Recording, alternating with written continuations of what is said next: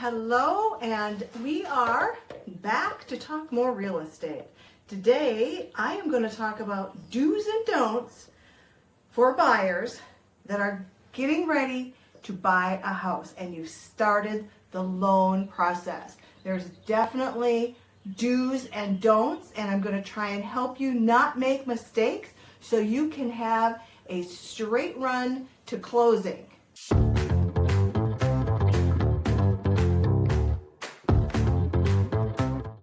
Hi, I'm Judith Barnett. Judith Barnett sells homes with My Home Group Realty, where real estate is done with compassion and integrity. Like I said, today we're going to be talking about, sorry, I have a list, which you can download, of our do's and don'ts for the buyer who's in the process of, they've applied for the loan and they're going through the process of getting, all their ducks in a row to be able to get that wonderful clear to close and close on their house in 30 days. However, mistakes have been made along the way by many people. Hence the reason we have a do's and don'ts list. Some things are outside of your control. For instance, I was in the process many years ago of buying a house, and I literally was laid off my job. I didn't think it was a big deal because I had like 16 weeks of severance pay, and I knew I was going to get a job in no time. The industry I was in at the time, I could get a job pretty quickly. And they called to confirm my employment, literally, and this is important, they will call at the last minute to confirm you are still employed. So don't think you can change jobs or quit and still get your loan. So they called literally, I think it was just a couple of days before close of escrow to confirm my employment, and I had been laid off. And here I thought I was going to have the summer off and hang out with the kids and have a great summer, and no, I spent the summer living in my sister and brother-in-law's basement looking for another house and getting a new job and all of that. It was a very stressful time, to say the least. So don't quit your job. This is a don't. Don't quit your job. Don't change your job. You can take another job within the same company. You can take a promotion, but don't take a demotion. You can't get laid off. Unemployment does not count when it comes to having steady income. I'm sorry, it doesn't count. So that's just one. Another biggie that people do that just kills them is they will make a big purchase. Like they'll go out and buy a new car or a new vehicle. They will we're going to need new appliances for the house. So they'll go, there's a sale at Home Depot. We better go and buy stuff so we get the good deal. No. Do not do that. Do not take out any kind of loan, personal loan, credit cards. Do not do anything that's going to potentially increase your debt and or hit your credit score. Because all of that is monitored from the moment you apply for a loan until literally you close on the loan. You cannot do anything that's going to impact your debt to credit, your debt to income, or your credit score. Every time you do that, you could get shut down and your loan denied and you're going to lose the house. Don't even open a new cell phone account. Don't even add a new line to your cell phone account. Don't go get a new iPad through Verizon. Don't do any of those things because they check it all the time, constantly checking it. Don't change bank accounts. Oh my Lord Jesus, please do not change bank accounts. Unless there's an extremely good reason to do it, and then make sure you talk to your lender before you do it on the best steps and process to make that happen. Obviously, you can change your bank as soon as you close on the house, but in the meantime, hold steady. Set your sails, hold steady on the goal, the destination, which is closing on your new house. Don't take cash out from underneath your mattress or a closet or safety deposit box or a gift from someone and put it in your bank, because that's going to be a red flag. They're going to look at that, and we're talking thousands of dollars here. I've had clients who go, oh no, I have the down payment. I'm like, oh, that's great. Where is it? Come to find out, they've been putting money aside in cash, and they've got thousands of dollars in a safety deposit box or under their mattress or wherever, and they're like, we're going to use that. We're going to use that. And again, call your lender because they're going to tell you how you can use that cash. It's not that you can't use it, but it will delay your closing. So don't do that. Please just keep your cash, or if you have cash and you know you're buying a house, please deposit that money in the bank, like immediately, unless you're under contract. Don't pay charge-offs. And if you don't know what that is, that's anything that's like a creditor has charged it off. They're not going to follow you to try and get the money back. Do not pay those. Don't pay off credit cards.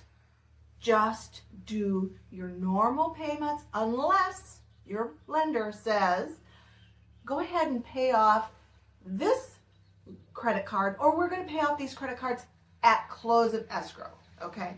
So there's some very specific ways you can do these things, but please talk to your lender before, keywords, before you do any of them.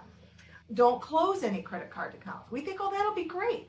Don't close any credit card accounts. Don't open any credit cards accounts. Don't consolidate your debt or your credit cards. Everything, when you apply for your loan and you get approved, and you can start looking for houses, that's sort of the line in the sand that the lender's working off of. Anything you change after that line in the sand probably is not going to work in your best interest unless your lender tells you to do something. So always talk to your lender. I think that's mostly, again, don't pay off anything unless your lender tells you to, okay? Sometimes that's necessary, but again, only as lenders advise. What you can do, here's the good news, what you can do. Yes, these are the yeses. 1, continue to pay your bills like you always have. On time, not late, on time. And you can pay a little extra, but again, don't pay off a credit card, don't pay off a loan unless you've had that conversation with your lender.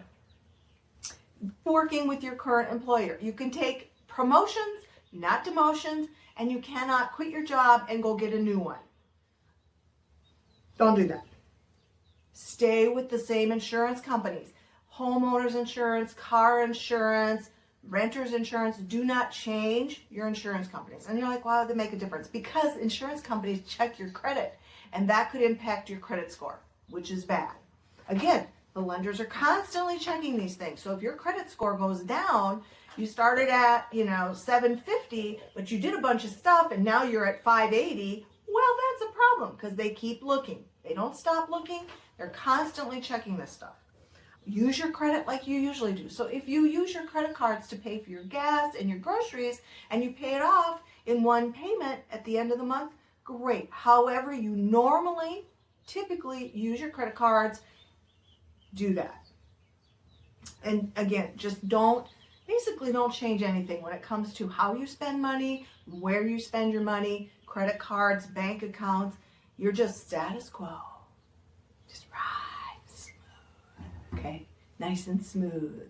And people have made many mistakes. I had a client who did take out a loan, and that ended badly. We had to do a whole lot of finagling, and actually he had to pay off that loan that he took, and it had to be a gift. It couldn't be him paying it off because where was he going to get the money? He just took out the loan. I lost my job and I did lose the house, and I had to wait until I had a new job and confirmation to go look for and put an offer in on another house. And so me and my kids are basically, homeless for a while. Don't pay off credit cards. Just do your normal. Again, unless your lender tells you to. I know someone who sold a property to pay off a vehicle loan, credit cards, everything, and what happened is I know this seems weird, but his credit score just tanked, and he couldn't refinance this house that he wanted to refinance. It's totally screwed him up. He was out of luck. And again, it's all about debt to income. So here's how much money you have going out every month. here's how much you have coming in, and there's only a percent between the two that lenders are willing to do. And any of that changes, your credit score is constantly being monitored. So if your credit score takes a big dip because you did any of these things on the don't list, they can decline your loan, even if you're under contract and you're like, but it used to be, and they're like, it doesn't matter. It doesn't matter. So just keep in mind, there's no mercy. No mercy. Underwriters don't care. They don't care what your story is. They don't care about you. They just look at the numbers and they crunch numbers. And so that's why we're saying, don't do these things. Do whatever you were doing when you applied for the loan and your lender says, you're good, you're blessed, go for it, let's go buy a house. Keep doing that. If you have any questions, please post them below. Please like and subscribe. The do's and don'ts list will be below in a link. You can reach out and I'll get it sent to you. If you have any questions or feedback or want to share your stories, good, bad, or ugly, we'd love to see them. Thank you.